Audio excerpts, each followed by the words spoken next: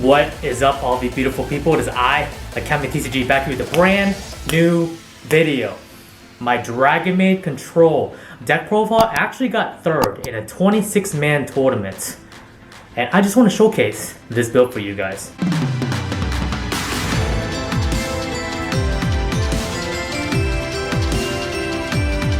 But before I get started, I'd like to address a couple of things. If you're new to the channel or you just don't give a shit about what I'm about to say, just skip it to the timestamp down below. But otherwise, feel free to stick around. So, as of recent, I'm pretty sure you guys noticed, my upload schedule has been pretty rough. Sometimes once a week, sometimes less than once a week, once every 2 weeks. But I just wanted to address that to all of you guys because I don't want to leave any of you in the dark. I've been going through a pretty bad mental health crisis. I don't know, I think that's the best way to put it.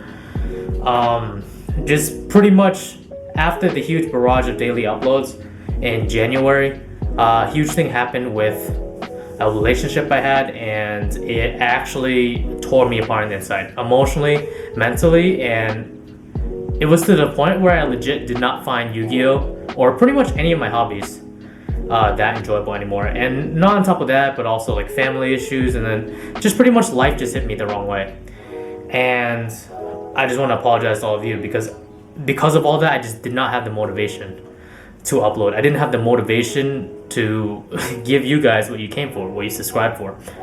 So nowadays I'm picking up the pieces again, and it'll be a slow and steady battle, but I promise you guys I will be uploading a lot more because I have a lot of videos on my plate and I just want to push them out to all of you. Umbrella gang, waifu gang, let's get to this deck profile. Welcome to the new updated April 2021 Dragonmaid Control deck profile. No souls, pure Dragonmaid, no Dragon Link stuff. I know that's music to you guys' ears because I know I got a lot of backlash. They're like, oh, I want to play Dragonmaids, but you know, souls is that's not a Dragonmaid card, or like, oh, I don't want to go into the LP Pisty combo. Well, here is the solution. This is a competitive build. I've been trying it for a couple weeks at my locals just to see how it works, and honestly I like it quite a bit. Shout out to I believe Team Bordo. I remember I was like late at night looking at one of his profiles and I'm like, yo, I actually really like this build. So I tweaked around with his build, incorporated some of my spice into it, and here is the build. If you're new to this deck in general, basically the idea is you summon the mini Dragonmaids, you shift during the battle phase. So at the start of each player's battle phase or each turn's battle phase, they switch into the bigger Dragonmaids of their respective type. Except for, the only exception is Chamber, and Chamber can switch to even show or the House Dragonmaid fusions from the graveyard. And also, if you don't know, is these Dragonmaids can switch between each other from the hand or graveyard. So let's say like you have a nurse on the field, right? And they declare battle phase and you have Ernest in the hand, you can swap the nurse out for Ernest. You put the nurse back to your hand, you summon the Ernest. But even if the Ernest is in the graveyard, you can do exactly the same thing, which is what I really like about the deck. Best matchups, in my opinion, is probably Shaddoll, because you don't necessarily need to go into the fusions to get your plays off for Shaddoll. So their Shaddoll fusion is usually not too great in the hand. But probably the worst matchup is Zeus. Pure Zodiacs can just summon Zeus and just end your career really fast. Even if you set the traps, if they already have an established board, you kind of lose there. So you do want to go first most of the time with this build. With that in mind, and plus one more thing, one more perk, it is a waifu deck. So with that in mind, let's start the deck profile. Starting with the monsters. We have one Tin Keck. This is going to get you the 2000 buff. Sometimes you can literally, let's say like you have a kitchen and a chamber on the field. You can drop the Tin Keck on the kitchen, and during the battle phase, you can use Chamber, swap out, and summon the Tin Keck back. And now you have a 2700 beater, and your kitchen's going to be a 2500 beater too. But also, this is for any of your Dragonmaid monsters too. And you can do it just during damage step because it affects the attack of the monster, which is very nice. And that's why I just played the one. It's also good with hospitality as well. Just a good amount of synergy. One Lopar. Sometimes if this card comes in handy, if you guys don't know what this does, is you can discard this card from your hand during your turn. Unfortunately, it's not a quick effect. target one face-up monster on the field, that monster's effect is negated. You can also target your own monster, by the way. Just for whatever reason, if you want to do that, you can do that. So it just baits out like the Boil of Savage, baits out the Herald of Arclight. You just have some options there, which is really, really neat. Ernest, this is the quick effect of special summon. I tried playing this at more than one at one point, but it was just way too bricky, and honestly you just need the one. Basically it's a quick effect. During either player's turn you get to discard this card from your hand, special summon a level 4 or lower Dragonmaid monster from your hand. So in the best case scenario, you just wait till end phase of your opponent's turn, discard this card, special summon Nurse, special summon another Dragonmaid back level 4 or lower from the graveyard to get maximum value, and then you can just start your next turn with pretty much a +2 advantage. One Nurse. I can't see myself playing more than one. I initially played 3, then I cut it down to 2, then I cut it down to 1, and I realized you really only need this as 1. It's just straight up an extender. You almost never want to open this. You kind of want to just grab it off of Hieratic Seal or something, depending on what position you're in your duel. But basically, you revive your other Dragonmaids, and it gets really annoying for your opponent when you summon the fusion, and during standby phase you revive back the Nurse, then with the Nurse you revive back the Chamber, and then on a resolution you get more pluses, which is really, really neat. This deck excels really heavily at grinding, if you guys don't know as well. And next, probably the second most important Dragonmaid is 3 Parlor. This lets you get your Tidings to the graveyard. This lets you get literally any Dragonmaid card from a deck to the graveyard. Usually you want to get Tidying, but depending on the circumstances, maybe you want to get a big Dragonmaid to set up your play. Maybe you want to get a Dragonmaid changeover to set up your fusion plays for the upcoming turn, or even on the same turn. This lets you do that. And this, along with Chamber, are probably the 2 cards your opponent wants to hit with Impermanent Ash, and irregardless, it is bait. It is definitely 100% bait, which is very, very good as well. 3 Kitchen. As much as I don't like Kitchen, just because it makes you add 1 then discard 1, it's still a necessity in the deck. It is still a Dragonmaid card. You can still get it off of Hospitality and then get Tinkeff to the graveyard just for a free Foolish Burial, so to speak. Or you can do vice versa, where you special summon Tinkeff and then get Kitchen to the graveyard. You just have quite a bit of options with this, and you shouldn't be running less than 3 of this. This card's just really, really good. 3 Chamber. So Chamber is, next to Parlor, is probably the most important Dragonmaid card because it lets you grab Hospitality, which is an extender, non-targeting extender by the way, and also lets you grab Tiding if you want to go defense. It lets you grab Downtime if you want to get more resources. It lets you grab Changeover if you want to fuse. So the fact that it can literally get you cards for 3 different styles of play, 3 different types of play, you just have so many options with this card. It's actually ridiculous, and that's why I like Chamber at 3. I haven't seen a single build that doesn't play 3 Chamber, and I do apologize in advance. Chamber used to be a lot cheaper, but now it's very expensive. So if this deck obviously is out of your budget, I highly recommend playing it online first before you decide to invest in it. Right now, the market's a little bit nuts with the cards. Hand traps, 3 Ash Blossom, just the best hand trap in the format right now still. And then here's the spicy tech, 3 Lancia. So people play Lancia, people play Droll, people play Ghost Spell. It's really up to your preference. In my locals, there's a ton of Dino players, and Lancia pretty much hits almost every single rogue deck.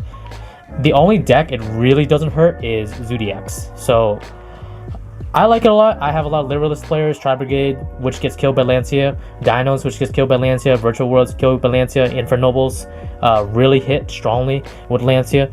So that's why I main the 3 Ash, the 3 Lancia as well. Now on to the spells. 1 Changeover. This is the polymerization. You never need more than 1. If they DD Crow this, you're probably screwed, but they usually don't. So you're good to go, because the targeting cost goes back to it pretty much lets you reuse your resources, which is actually insane. This card is literally insane.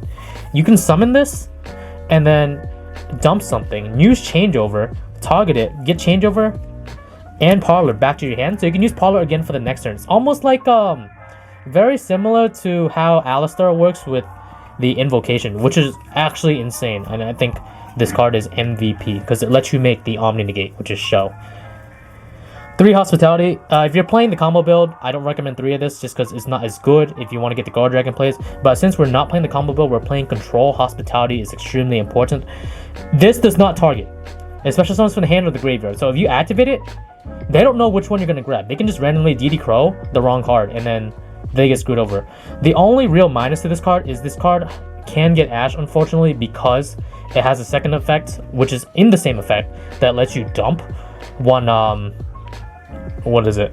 One of the Dragonmaids of the same attribute but different level from the deck to the graveyard. So it's just something to think about when you play this card, and you can only actually activate it once per turn. So if they Solemn Judgment this and you have 2 in the hand, you're still good to go. It doesn't say use, it says activate, which is really neat. But since we're playing control, you want to play the 3 Hospitality. This card is an extremely good extender. And again, Monster Reborn, just a good extender as well. Next, 3 Pot of Extravagance. This is why this is a control build. If we're playing combo, obviously you don't want to play Extravagance, but here's my reasoning for Extravagance over Prosperity. So Prosperity, at the end of the day, only lets you 1 for 1. You don't plus and you don't minus. You do indeed get to grab like a really beneficial card, right? You can like literally like be like, oh, I got my Chamber, I got my Parlor. But with Extravagance, it's going to net you the +1. It's a +1. You literally draw 2 cards, and this deck kind of has trouble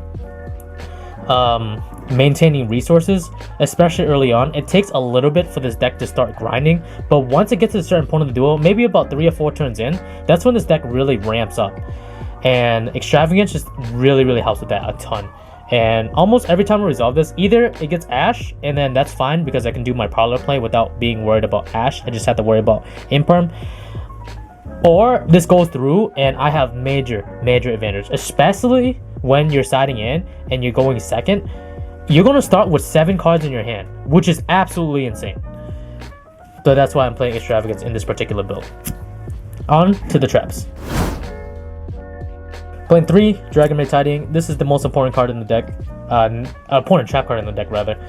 This lets you banish it during either player's turn. You special summon a Dragonmaid monster from your hand to the graveyard in defense, then return it back to the hand during the end phase of that particular turn.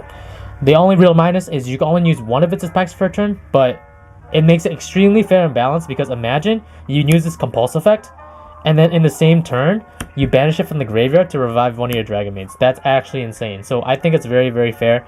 Ideally, the setup is you want Show, revive 1 card, you will have Tidying face down, you can use Tidying on that turn to interrupt, you use Show to interrupt, and then on the next turn you have a Tidying in the graveyard you can play with to get your Dragonmaids back. So that's usually the play. That's why this deck is very control oriented, because it has that option. 1 Dragonmaid downtime. I didn't like this card at first, to be honest, when I read it, but then when I realized with this control build where I'm playing actually a plethora of traps, it's really good because it has 2 real effects. So the first effect, it lets you grab any Dragonmaid card from the deck to the hand, and all you have to do is put one of your Dragonmaids from the field back to the hand, which is really nice because early on, if you just only have Kitchen and you don't have a Chamber or a Hospitality or like Parlor setup, then downtime will get you there. But secondly, against spell and trap heavy decks, if they only set 1 back row, you can bounce that back row back to the hand and then you can play safely. Or like even during end phase too, because this is a continuous trap, you can use it once per turn, which is really neat. And it doesn't even say face up spell trap your opponent controls. So if your opponent's unfamiliar with how this deck works and they have a Mystic Mine on the field thinking they're safe, this is where you can prove them wrong. Next we have 3 Ice Dragon's Prison. This card's really good this format. Not much else to say about it. It is the only hard 1 activation per turn, which is something to think about, and I'll talk about some alternatives just in case you guys don't want to like just shove for the Ice Dragon's Prison. It's really good against dinos depending on when you do it, especially Dragon Link, Zodiacs if they use the Rapier combo, and then pretty much once they use Rapier and they send something to the graveyard, Ice Dragon's Prison like kind of locks them out. Dino Miscus is very good this format. I like it a lot. That's why you have Imduct. What I realized about it is, for all of you who don't know, the targeting the face up on the field is activation requirement. You don't discard 1 card unless it goes through.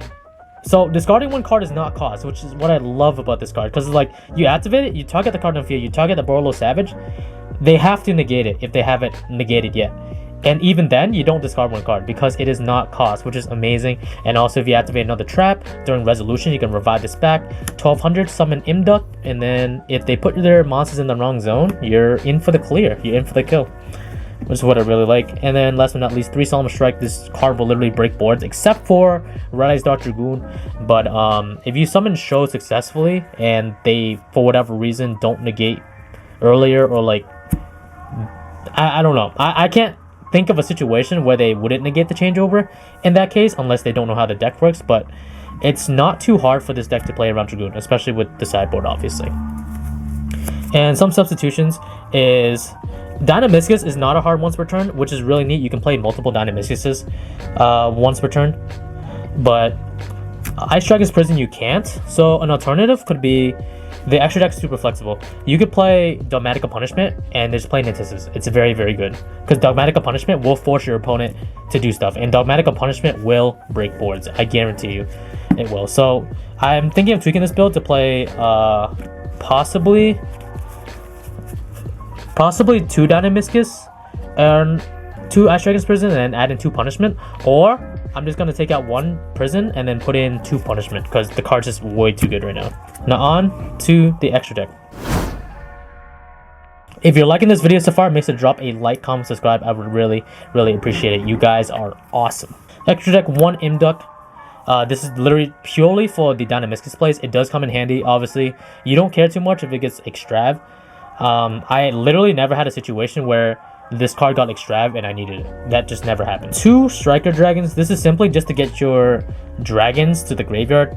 If you, let's say like you summon Parlor, you summon Chamber, you summon Kitchen, they impermanent, they ash it, whatever, and you have a Hospitality in hand, you can literally link it off into Striker Dragon and then just continue with your play there.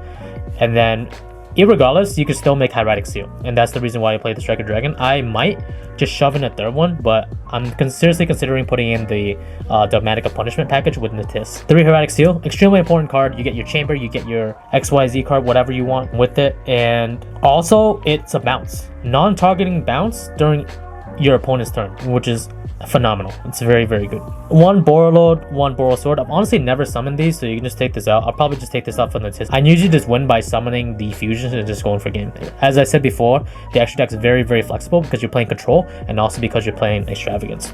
3 Show. You need to play this. This is the Omni Negate, and then 3 House. You need to play this because without a house in your extra deck, you can't resolve Show's effect. If you do not have a house in your extra deck, you cannot negate with Show.